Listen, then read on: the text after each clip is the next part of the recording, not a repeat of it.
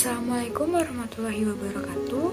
Perkenalkan, kami dari kelompok 3 kelas B Praktikum Analisa Farmasi Kuantitatif yang beranggotakan Atina Rahma, saya sendiri Feiruz Afifah Ramadhani, dan Putri Rezeki Muarifah. Di video ini kami akan menjelaskan tentang titrasi bromometri dan bromatometri. Bromometri merupakan penentuan kadar senyawa berdasarkan reaksi reduksi oksidasi, di mana proses titrasi, reaksi antara reduktor dan bromin berjalan lambat, sehingga dilakukan titrasi secara tidak langsung dengan menambahkan bromin berlebih. Brom dapat digunakan sebagai oksidator seperti iodium. Brom akan direduksi oleh zat-zat organik dengan terbentuknya senyawa hasil substitusi yang tidak larut dalam air. Sedangkan bromatometri merupakan salah satu metode oksidimetri dengan dasar reaksi dan ion bromat.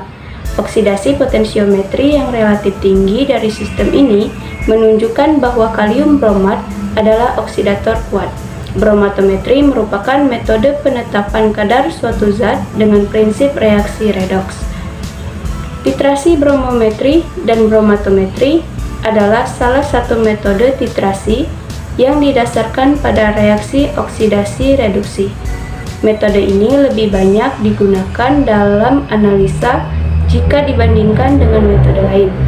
Alasan dipilihnya metode ini karena perbandingan stoikiometri yang sederhana, pelaksanaannya praktis dan tidak banyak masalah dan mudah. Selanjutnya, alat dan bahan. Alat yang digunakan antara lain buret, klem statif, pipet volum, pipet tetes, gelas kimia, gelas ukur, Erlenmeyer, dan timbangan analitik. Sedangkan bahan yang dibutuhkan, yang pertama natrium disulfat, kedua natrium karbonat, 3 kalium bromat, 4 amilum, 5 metil merah, 6 natrium hidroksida, 7 etanol, 8 kalium iodat, 9 asam klorida, 10 kalium iodida, 11 fenol, dan yang terakhir aquades. Selanjutnya yaitu cara kerja. Yang pertama, pembuatan larutan natrium tiosulfat. Cara kerjanya, larutkan 24,807 gram Na2S2O3 dan 200 mg Na2CO3 dalam 1 liter aquades yang telah direbus terlebih dahulu. Kemudian diamkan 24 jam dan disaring. Yang kedua, pembuatan larutan KBRO3. Cara kerjanya yaitu dilarutkan 2,783 gram KBRO3 dengan 1 liter aquades dalam labu ukur 1 liter sampai tanda batas. Kemudian kocok homogen. Yang ketiga yaitu indikator. Yang pertama, larutan amilum 0,5% B/P. Yang kedua, metil merah. Pembuatannya yaitu dengan cara 100 mg metil merah ditambah 3,75 ml larutan NaOH dan 10 ml etanol. Kemudian ditambah aquades sampai 50 ml. Yang keempat, prosedur pembakuan larutan standar sekunder atau titran, yaitu pembakuan larutan natrium tiosulfat. Cara kerjanya yaitu dipipet 10 ml larutan KiO3 ditambah HCl, kemudian ditambah 0,8 Ki, kemudian dikocok, lalu titrasi dengan larutan natrium tiosulfat sampai larutan berwarna kuning muda. Kemudian ditambahkan 2 ml larutan indikator amilum 0,5%, dilanjutkan titrasi sampai warna biru tetap hilang. Yang terakhir, penetapan kadar fenol. Penetapan kadar fenol ini ada dua cara.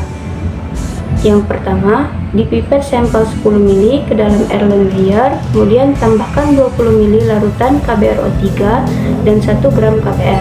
Tambahkan 5 ml HCl pekat, lalu dikocok selama 15 menit dan diamkan 10 menit.